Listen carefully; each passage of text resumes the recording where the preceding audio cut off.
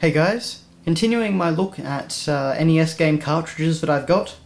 Today we're going to be taking a look at two very important RPGs which were direct competitors.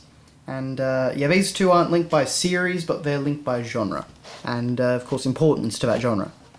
So first up, we have Dragon Warrior for the NES, of course. This is, of course, is Dragon Quest 1, for those that don't know what Dragon Warrior is. Your mythical quest begins. Search out the dragon's lair. Honestly, there wasn't really that much to do with Dragon Quest, but yeah, it's just a cool title.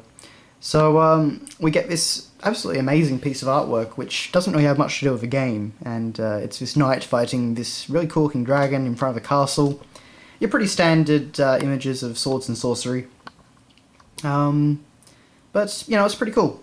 Personally, I'm a big fan of Akira Toriyama's art, so I like the original version, but this one's got a lot of its own charm.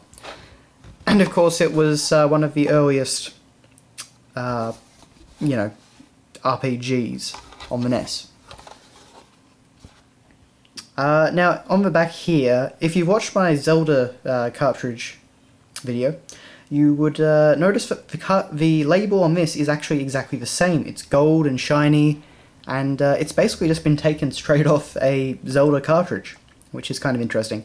And of course, this was for a game. This game has a save battery, so yeah, it's a bit different. You know, they're worried about you damaging that battery, so I want to try and warn you. I just find it very interesting that Nintendo actually reused the sticker. So yeah, that's Dragon Warrior. And of course, next we have Final Fantasy 1. Which I recently unboxed on PSP, but this is the original version. So you get this great Final Fantasy logo up there, which looks a bit different to later stuff. No Yoshitaka Amano art, unfortunately.